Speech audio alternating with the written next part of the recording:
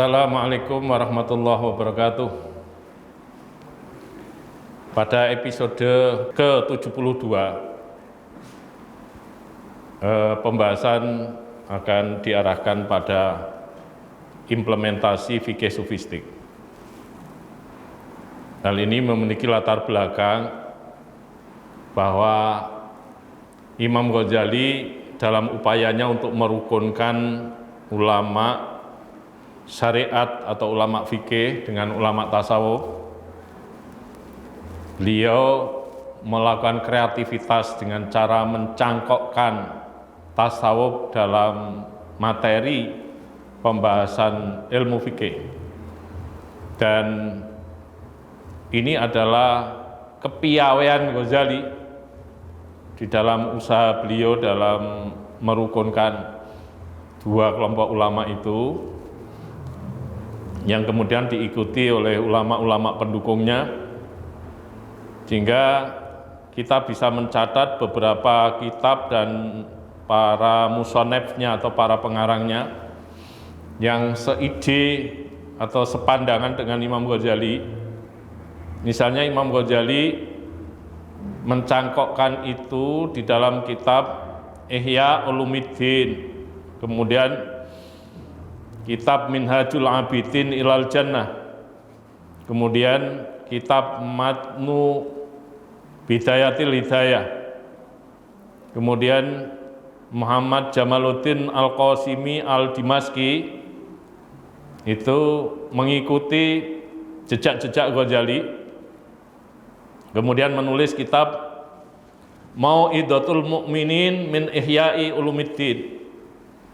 Kemudian Kiai Ihsan Muhammad Dahlan dari Jampes Kediri menulis kitab Manahijul Imdad ala Sarki Irsadil Ibadi ila Sabilir Rasyad. Kemudian kitab Sirajut Talibin Syarh ala Minhajil Abidin ila Jannati Rabbil Alamin.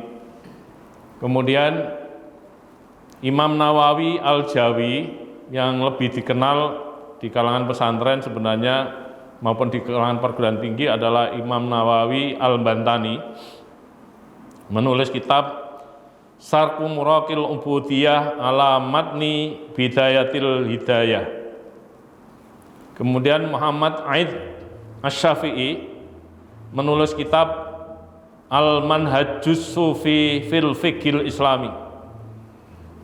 Kemudian Abu Nasr Abdullah Ali As-Sarat At-Tusi menulis kitab Al-Luma fi Tarikhit Tasawuf fil Islami.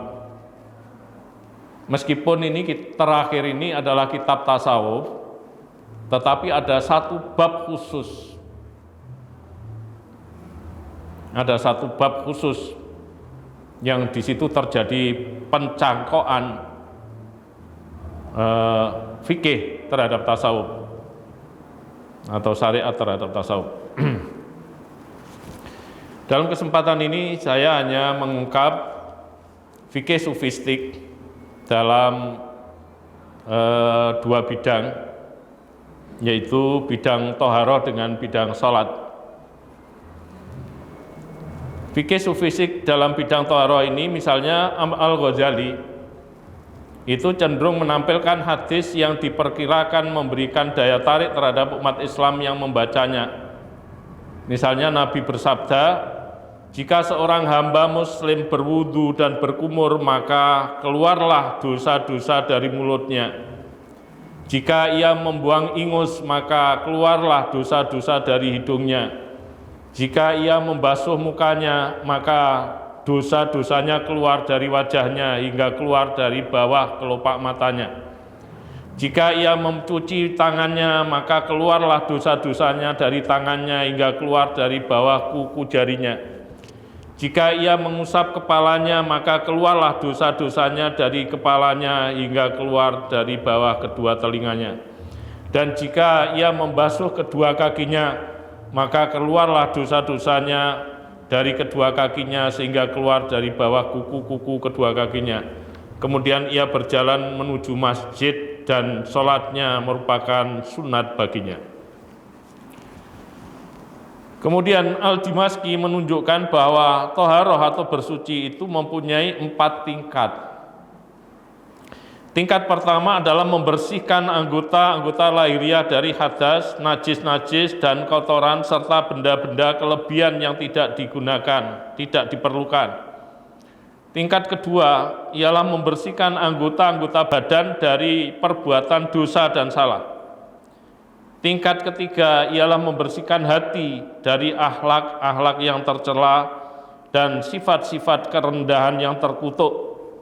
Sementara tingkat terakhir atau tingkat keempat ialah membersihkan rahasia batiniah dari sesuatu selain Allah Ta'ala. Dan ini adalah cara toharohnya para nabi, juga para siddiqin.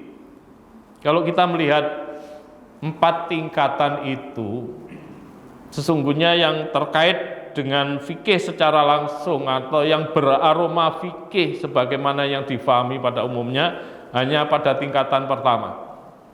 Sementara toharoh pada tingkatan kedua, pada tingkatan ketiga, apalagi pada tingkatan keempat, itu toharoh yang aromanya sudah tasawuf semua itu.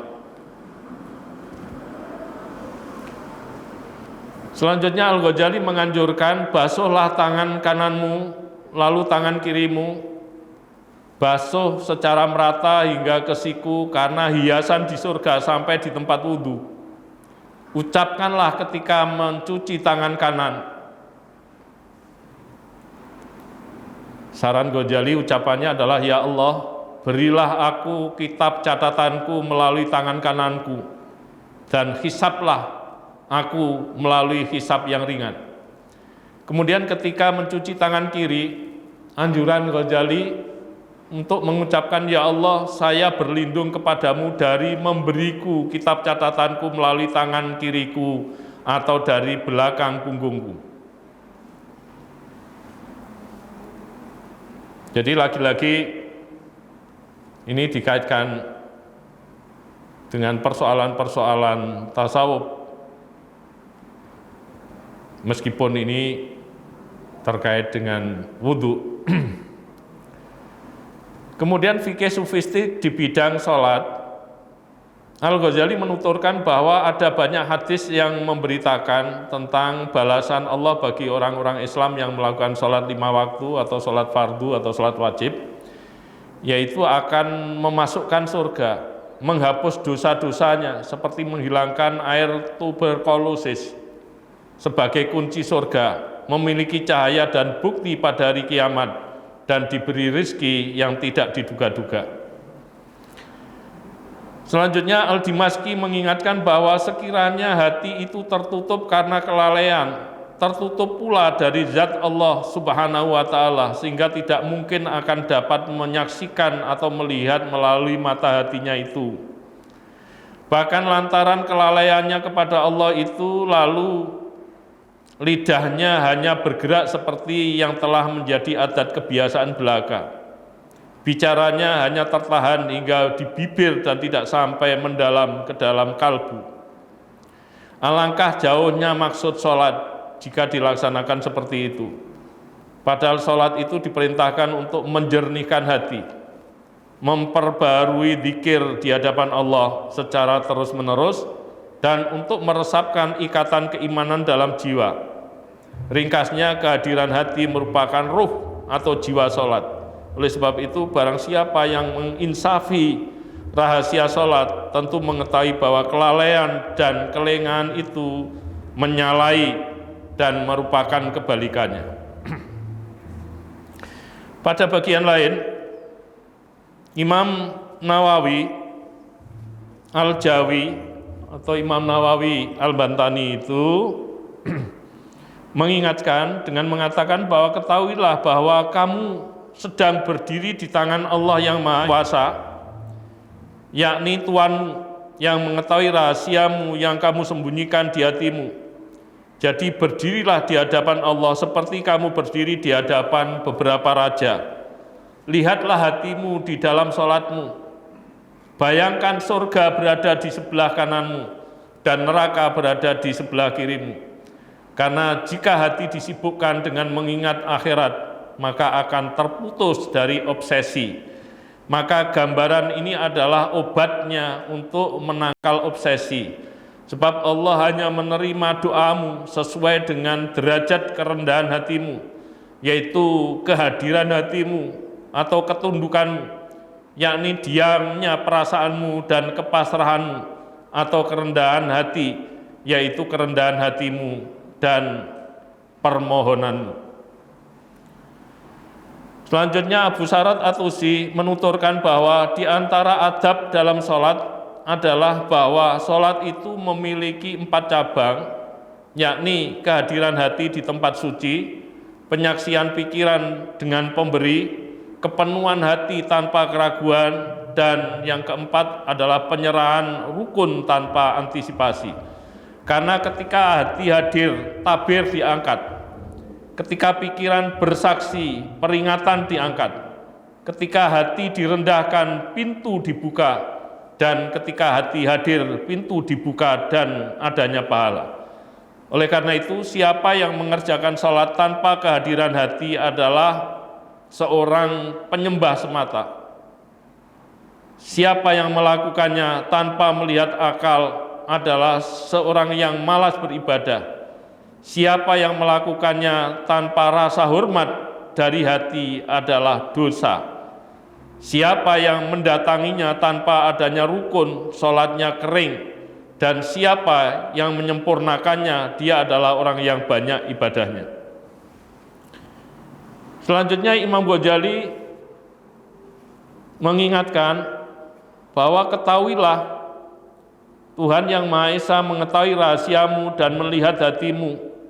Karena Tuhan hanya menerima salatmu sesuai kadar kekhusyuan, ketundukan, kerendahan hati, dan permohonanmu. Sembahlah Tuhan dalam salatmu, seakan-akan kamu melihatnya. Dan jika kamu tidak melihatnya, maka kamu yakin Tuhan melihatmu. Al-Ghazali juga menampilkan hadis bahwa Nabi bersabda, barang siapa sholat 2 rakaat, ia tidak merasakan apapun dari dunia ini, maka dosa-dosanya yang telah lalu akan diampuni. Diriwayatkan bahwa Allah Subhanahu wa Ta'ala menurunkan wahyu kepada sebagian nabi dan berfirman, jika kamu melakukan sholat, berilah aku kerendahan hati atau khusyuk dari hatimu. Berilah aku ketundukan atau khudu dari tubuhmu, dan berilah aku dari air mata dari matamu, karena sesungguhnya aku dekat. Demikian cuplikan dari fikih sufistik terbatas pada persoalan thaharah dan sholat yang bisa saya sampaikan mengingat keterbatasan waktu. Akhirnya saya akhiri, wallahul muwaffiq ila aqwamit thoriq. Wassalamualaikum warahmatullahi wabarakatuh.